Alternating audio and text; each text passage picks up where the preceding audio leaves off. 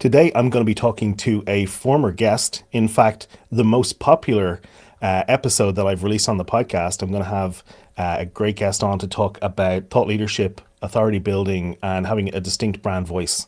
And that's going to be a really interesting conversation to get into. So that's coming next. To The Recognized Authority, a podcast that helps specialized consultants and domain experts on your journey to become known as an authority in your field.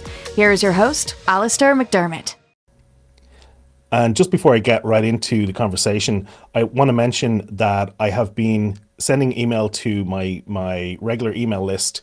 I'm going to try for a week daily cadence. So I'm sending an email, a short authority tip to my email list once every weekday. And I've been doing that since kind of the end of November. So if you want to get on my email list, you can find that at therecognizedauthority.com/email. So let's get into today's episode. And I have a super guest. Carl, did you know that you have the most popular episode on the Recognized Authority? I did not know that, and I am so incredibly honored. I'm so glad that everyone enjoyed our conversation. And I know I told you this at the time, Alastair, that you are a great host and interviewer. Thank you. Well, I want to, I just looked it up before we talked, or as we were talking. That was back in August 2022. It was episode 85 of this show.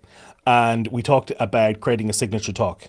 And when I say it was the most popular show, I don't have the numbers right in front of me, but I think it's 7 to 8 times more popular than the next episode. So well done. Good job, you. Well, again, I am so glad to hear that. And, what's interesting about my podcast, so I've been podcasting for nearly 7 years now. I'm at almost episode 370 of the Speaking Your Brand podcast. And I look at my stats and they're all so consistent from episode to episode. I don't have any outliers like that. And I don't really know what that says. Well, I think your episode is at around 28,000 downloads or so. Which is significantly more than the next. So people can now work out how many downloads I have on the podcast. Well, that's fantastic. I don't think I have any episodes that have gotten that high. Maybe signature talk is a good keyword. Maybe it is, yeah.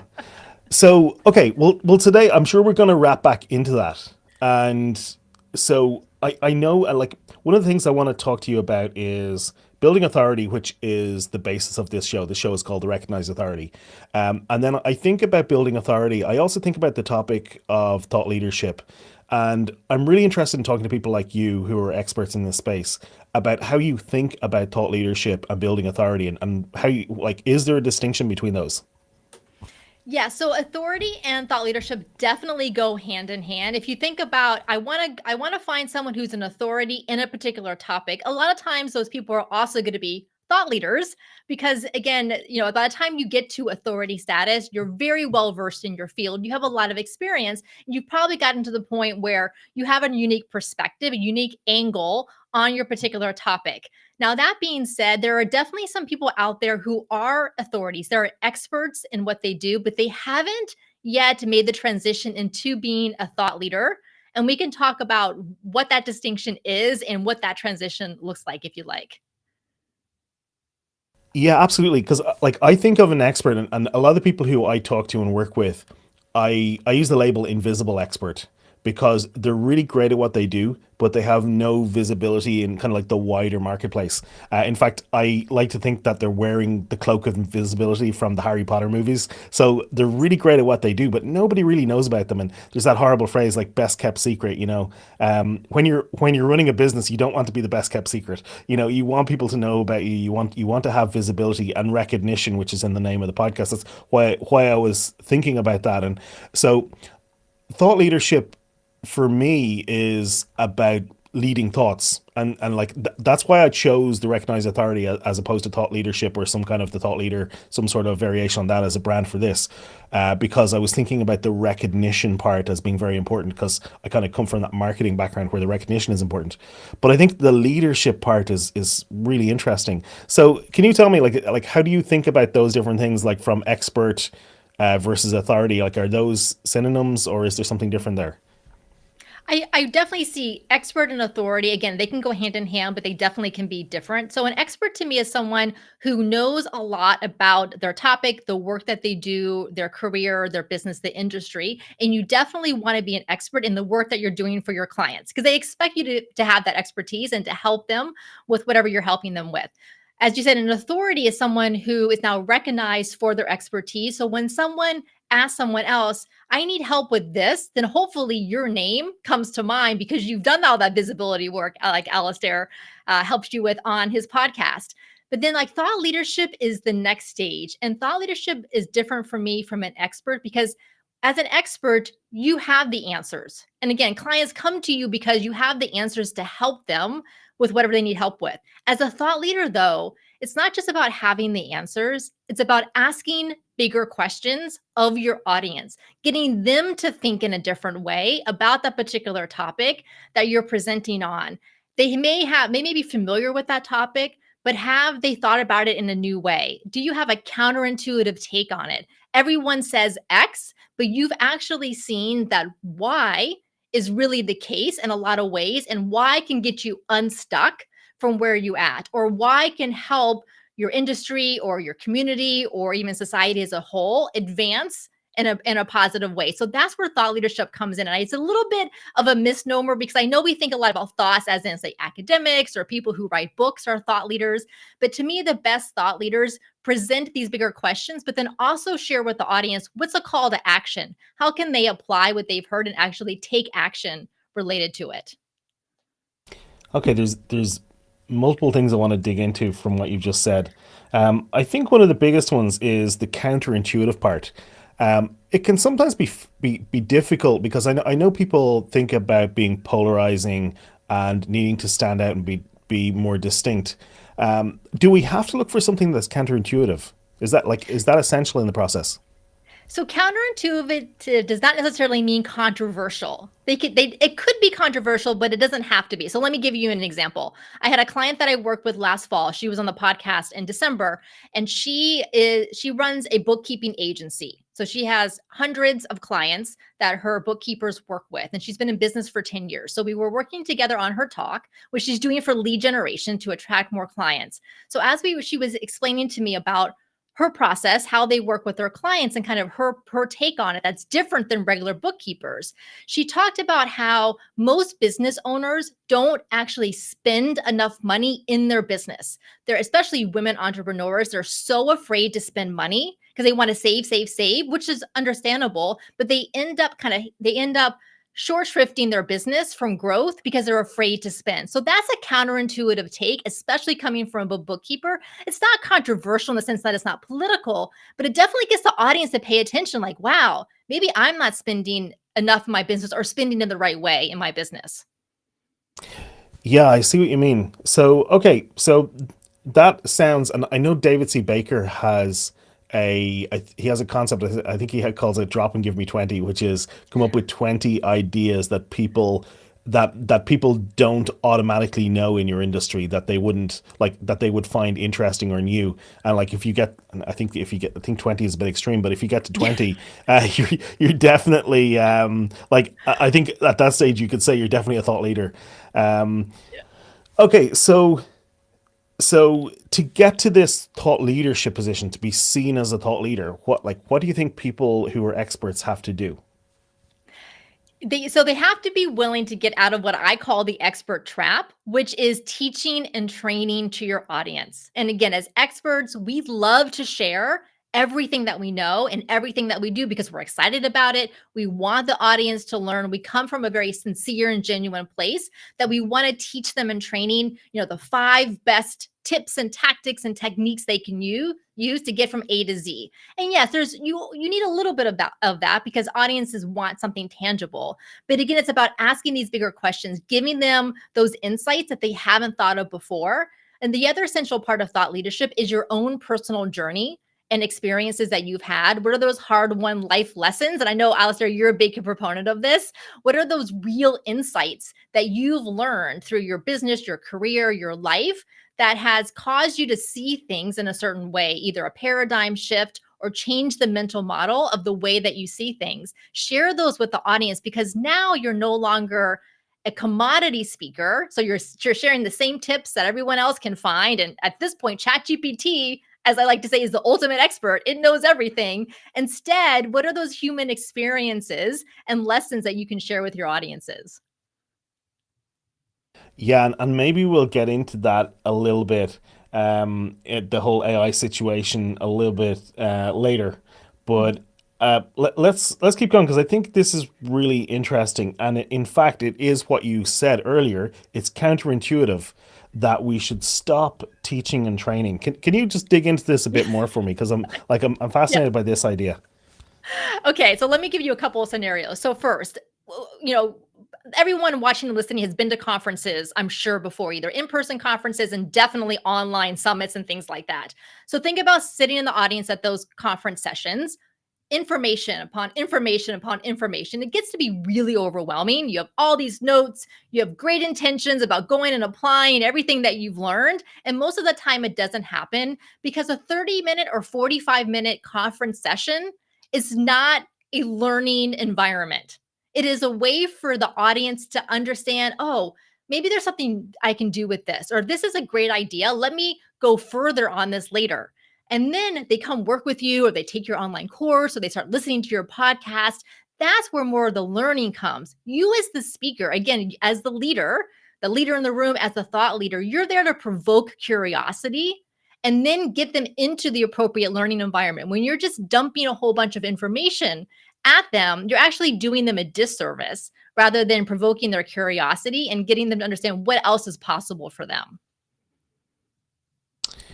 Okay, really interesting. Um, it so this is hard for me, really hard for me, because I naturally want to teach, and like I have the engineer brain where when I figure something out, I want to share like the how to of Mhm. that. Um, and so like how do we deal with that? Because like I naturally want to say, hey, here's how you can do this.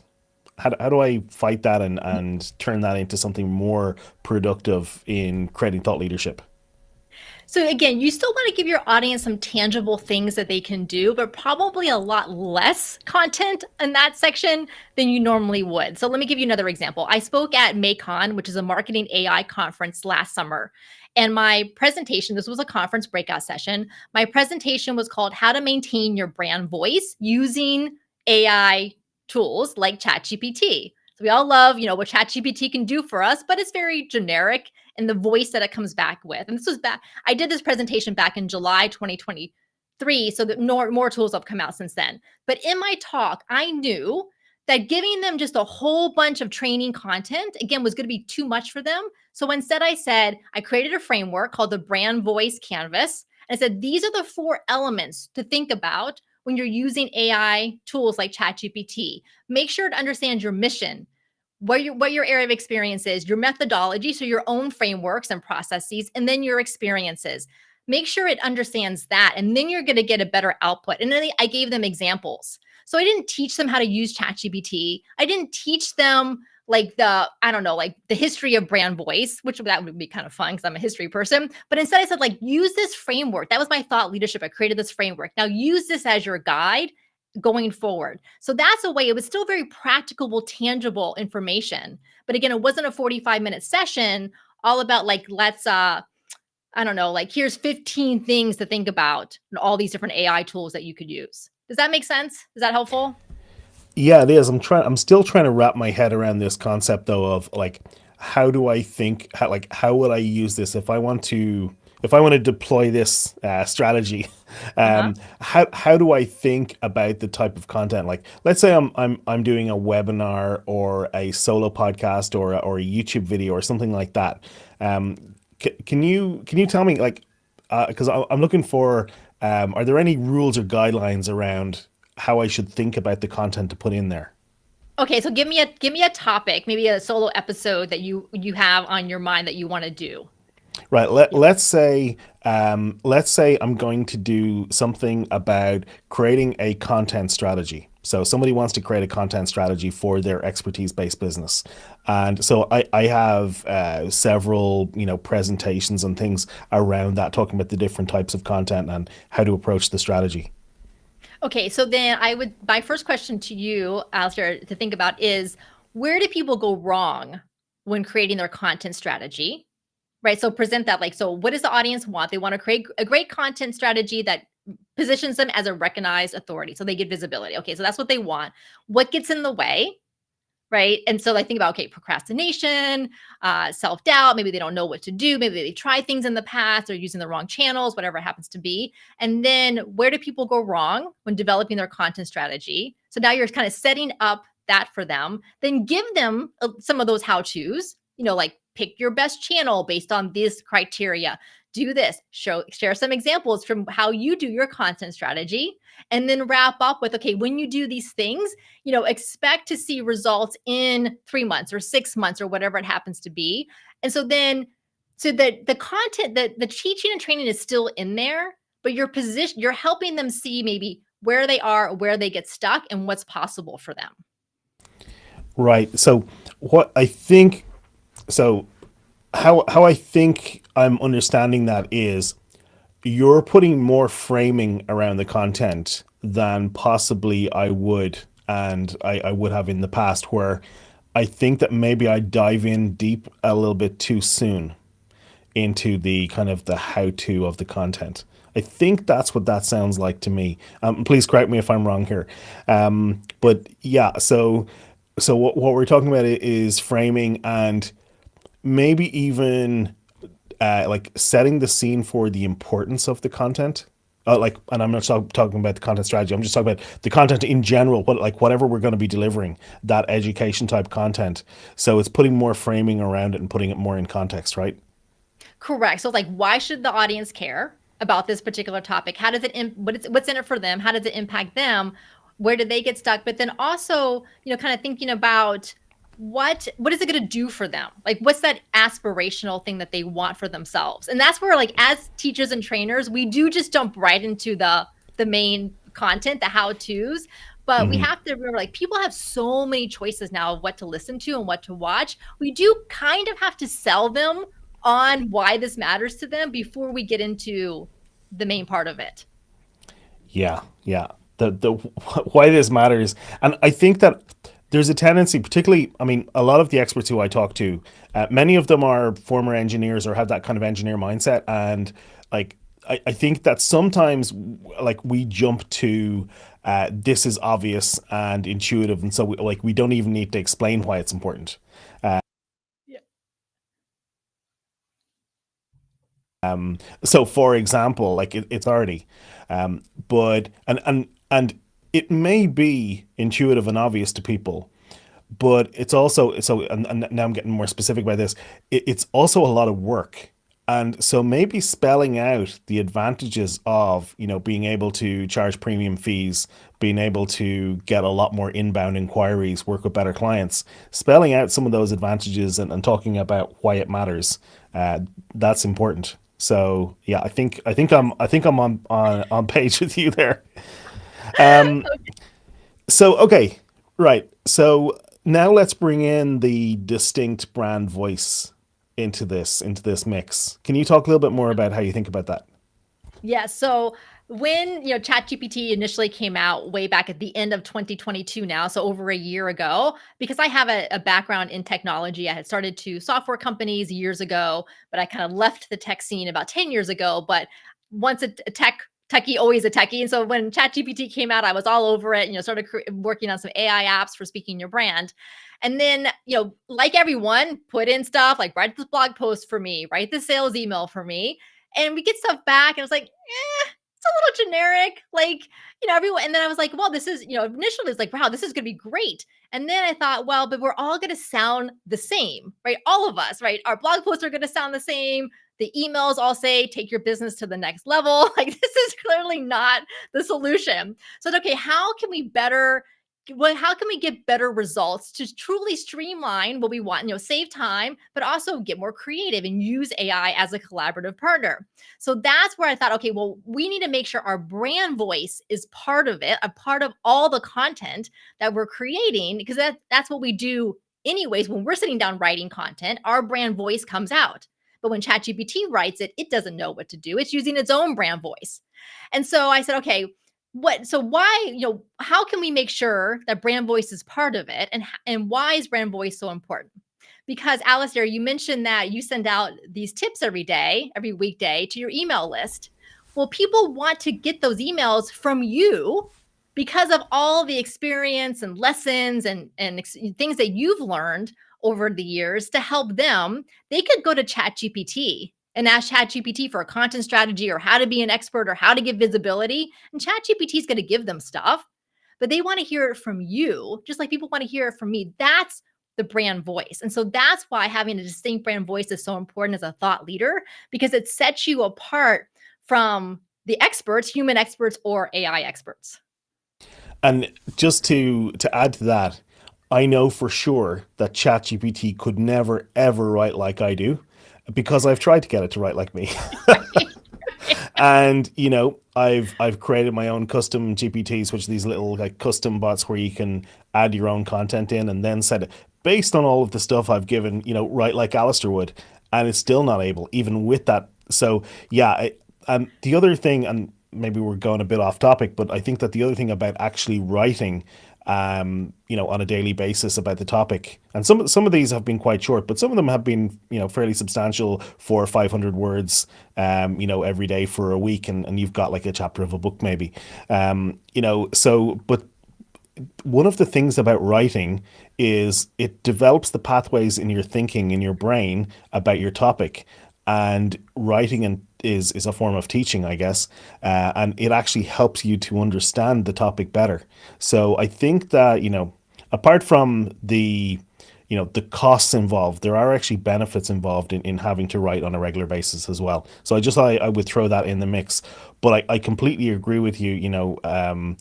These tools, like what they output is pure crap if you don't put some guidelines around it. So talk to me a little bit more about the distinct brand voice then, and kind of in the context of what we're just talking about.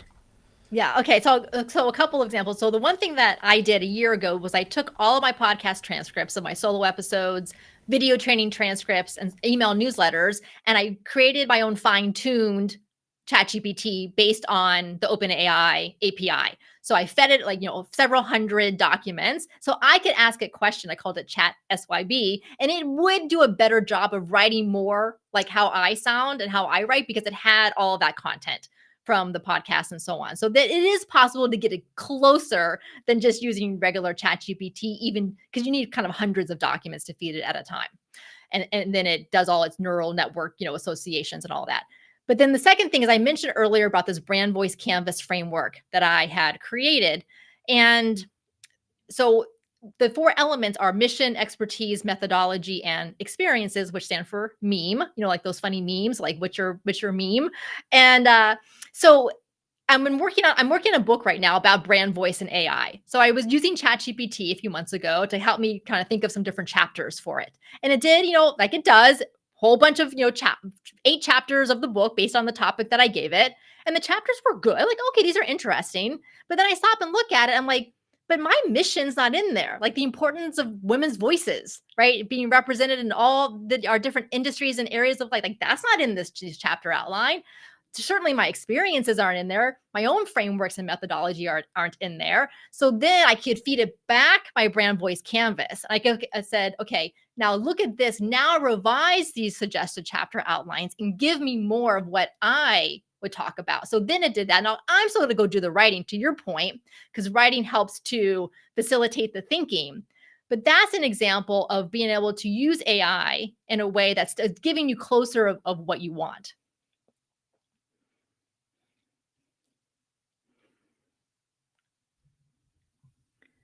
Yeah, and so I have found the same. Like the more you can give it as input, the better your output is going to be in that way. And like I have been able to get it to output stuff that is almost good enough to use, and I'm pretty happy about that. What I did find though was that didn't force me to go through the thinking process, Hmm. and I kind of like having to think a little bit about what to write every day. And so I'm gonna stick with the doing it myself for a while until I start to run out of ideas. But yeah, the if you can give it good enough and enough quality and quantity of input, and then the guidelines that you give it in terms of what you ask it for, I have found it to be pretty decent. So like I would give it like a B minus, or a C plus in terms of what it gives, but it's still a far cry from what I would actually write myself. And I think in part that's because there's lots of rules of grammar, and there's lots of kind of foibles in the way that humans write, that the AI doesn't want to make mistakes deliberately. It doesn't want to break Right. grammar rules, all of that kind of stuff. And then the other issue is it's trained on a lot of American writing. Uh, So yes. so for those of us outside of the US, the output isn't quite the same.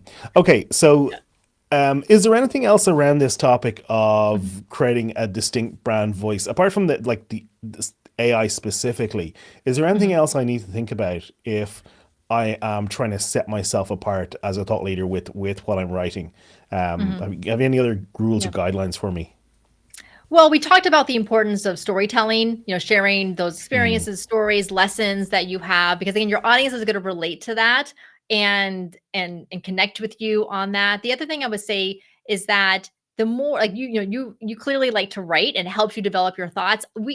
For me, I'm a speaker, right? That's why we do public speaking coaching and I have a podcast so I will outline my solo episodes for my podcast. Obviously, I prepare my presentations and do outlines, but for me, so much of the connections that I make between ideas happens literally as I'm talking out loud. So on podcast interviews like that, presenting in front of audiences. And so if you like to speak more than you like to write, then find ways to do interviews or to do presentations, because you'll find that you'll start making connections literally on the spot just by saying things out loud. That happened to me in a keynote that I was delivering about 2 years ago. This is, the first one after the pandemic.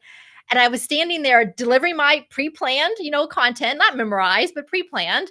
And all of a sudden I said to the audience, "Oh my gosh, I realize now why I started my company Speaking Your Brand. It's because I needed this community of women back when this other experience happened that I was talking about."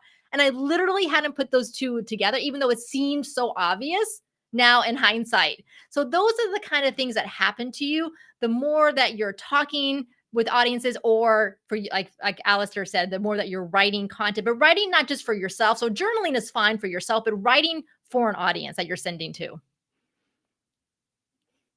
Yeah, and I think, I think that we all have these different modalities in how we learn and how we think. And we're obviously on like the opposite way around. I think that I would need to write something first to figure it out and then Mhm. speak it.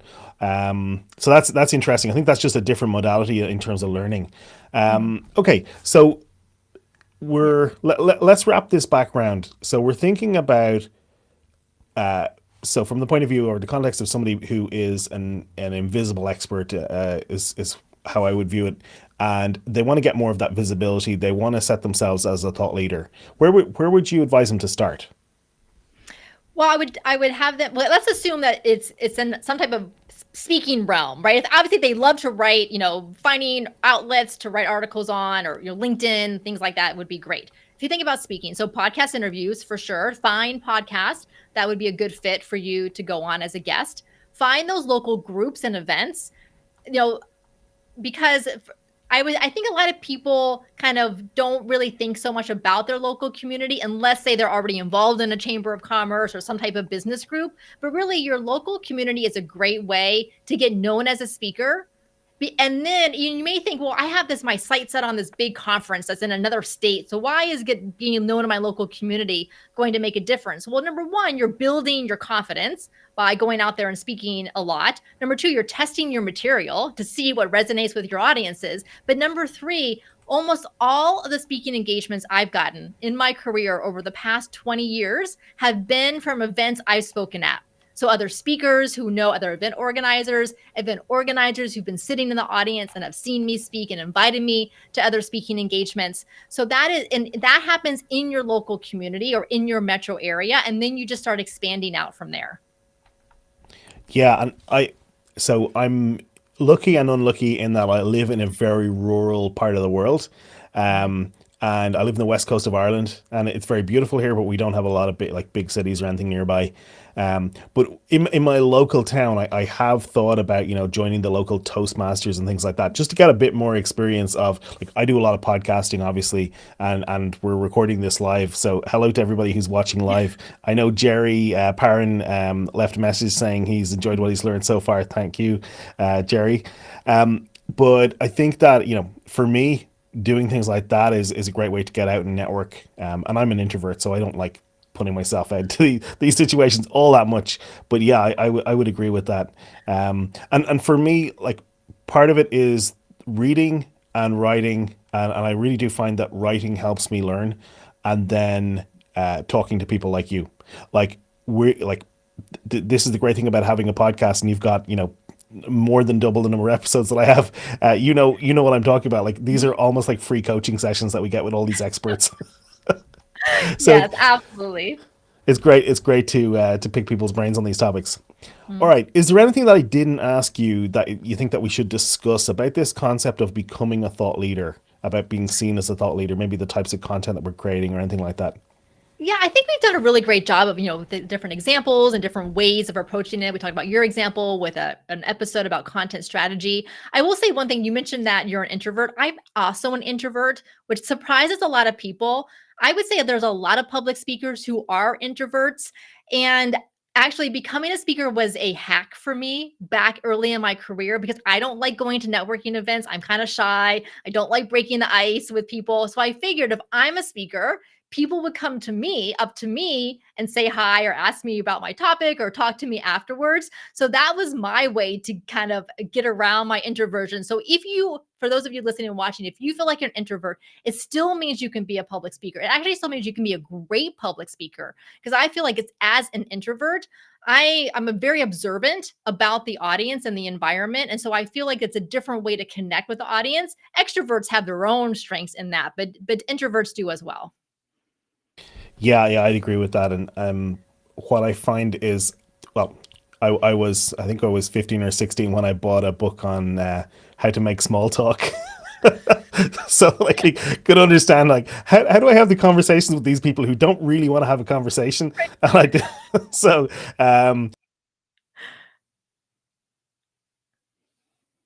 yeah, but like, I'd much with a book and a glass of wine or something, or a whiskey, than, go to a party. But I know I also need to put myself out there. But, like, one of the things about becoming a thought leader, becoming recognized as an authority, is we do have to push ourselves out into the public eye a bit more. Like, we have to take that step deliberately. And so I'm doing this in a very controlled environment by having a podcast, because I can, hit end stream and Yes. go downstairs and, play with the cats and be on my own again, which is, it's very controllable. Whereas if you're speaking at a conference, you do have to talk to people afterwards. But yeah, so that's just my take as a serial introvert. So, okay. So that's thought leadership, building authority. And let's just wrap back around to building authority. Do you think that building authority is the same thing as becoming known as a thought leader, or is there a difference there? I think for a lot of probably what you talk about, Alastair, and the people who listen and the people you work with, I would think they are pretty much the same thing. You're building authority, you're building thought leadership, you become recognized as the person that people enjoy hearing from, that they want to learn from, that they know are going to ask them those questions that are going to get them to think in a different way. Yeah. Okay, there's a question that I always ask, and I'm going to check your answer with your last answer at some point. I always ask, what's the number one tip that you would give somebody who wants to build authority? Oh, okay. Yeah, I don't remember what I answered last time, so it will be interesting to see how consistent I am or not. So I'm the gonna number look it one, up in the transcript. you're gonna look it up right now. My number one tip to build authority is, oh yeah, that's a great question. I would say I don't think I answered this last time. Host your own podcast. Like we've been just talking about the benefits of being a podcast host. As introverts, we get to stay behind the screen, but really we get to have interesting conversations with people all around the world. We get to showcase, I showcase a lot of the clients that we work with, which I love giving them that visibility. Like you, Alastair, I do solo episodes that helps me to think through new ideas. So I think building authority, if you are a host of a podcast, and don't worry about, you don't have to be, a huge podcaster with millions of downloads to have an impact, because neither of us have that type of reach, but we certainly have had an impact on everyone who has listened, and I know it's had an impact on me and my business, but me and my personal development as well. Yeah, that's a great one. And what I like about a podcast, and like what we're doing now is a live stream, but it's also a podcast. You can kind of like you roll it the way you want to. It's your podcast. You can make the rules up yourself. What I really love about a podcast is you can invite people who you want to talk to on there. And I've had some super high profile people on my podcast, and I never would have got to talk to them if I didn't have a podcast. And then the other thing, and I'm working with some of my clients on this, is I'm helping them to position a new podcast so that they can invite their ideal clients on and have conversations with them. Now, not in such a way as to do a hard sales pitch or anything, but just to build a relationship. And what better way? Like I really believe there is no better LinkedIn connection message than "I'd love to have you on my podcast." Yes, Nobody says no to that, agreed. and it's a great way to connect with people. By the way, the last time you answered this question, you said the number one tip to build authority back then, this was a year and a half ago, would be speak in front of people, public speaking, in front of people on stage or doing a workshop, because you get built-in authority and credibility. So podcasting is effectively the same thing. It's the stage. It's a virtual stage rather than a physical stage, and things like that. And I think it works maybe maybe this is me, but I think maybe it in this more remote friendly world that it works really well.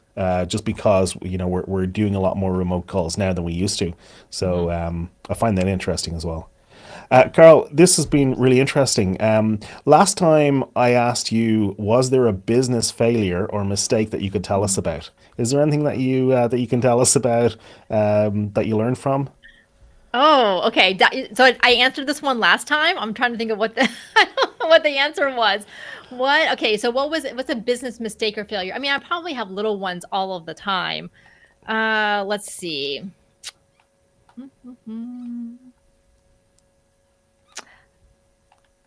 Okay, so here's one that comes to mind. I don't know how much of a business mistake or failure is, but I mentioned that I spoke at that conference last July, that marketing AI conference. And again, as a public speaking coach, and I've been doing this for years and years and years, I always bring these paper feedback forms with me to hand out to the audience for them to fill out. So it's feedback for me. So I get, what did they enjoy about the presentation? What can I improve? But it also has little lead generation text boxes, check boxes at the bottom, like I'm interested in coaching, or I'm interested in your email, your opt-in, your workbook, or whatever it happens to be. Well, I decided not to print those out and not to bring them to that conference, because I was like, well, it's a big conference. I don't want to step on anyone's toes, like the event organizers. I don't know how they're going to feel about me having feedback forms and all of that.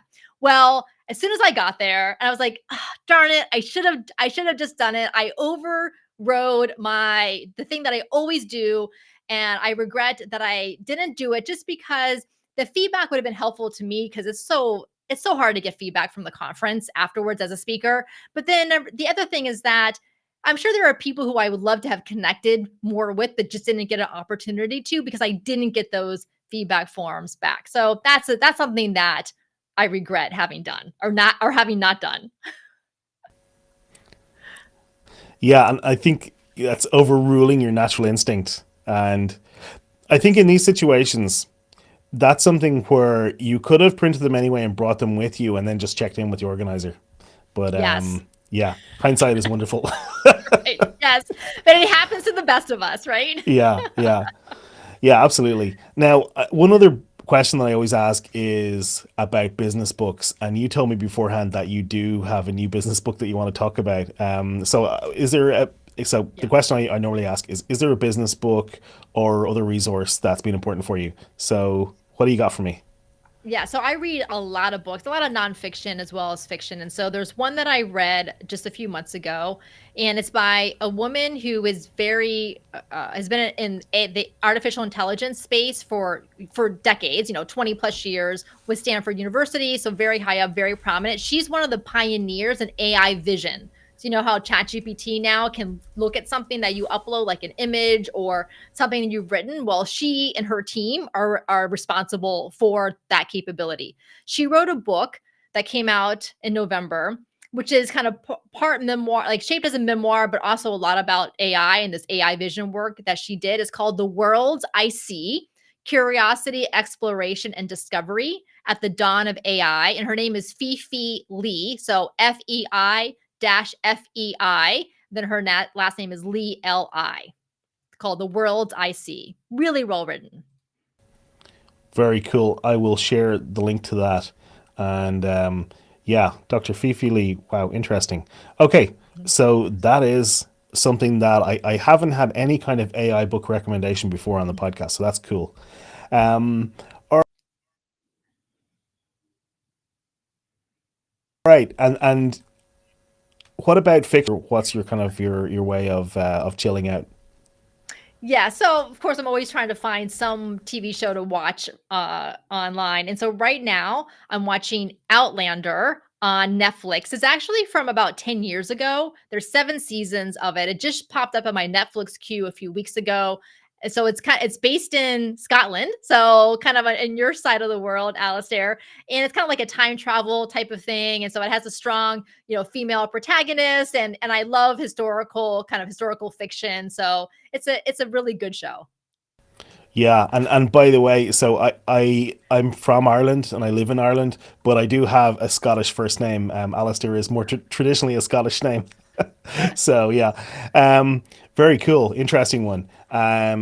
Okay, well, Carol, speaking your brand is your brand. Where can people find that? Yeah, so check out my podcast called Speaking Your Brand. Lots of episodes on thought leadership, obviously public speaking. I did do an episode last year, number 340, all around brand voice. And if you go to speakingyourbrand.com/340, so the number is 340, you can see that brand voice canvas framework that I talked about earlier. So you can actually see what it looks like. So definitely check out the podcast, and then speakingyourbrand.com is the website. Awesome, Carol Cox. Thank you for coming on for a second time to the Recognized Authority. My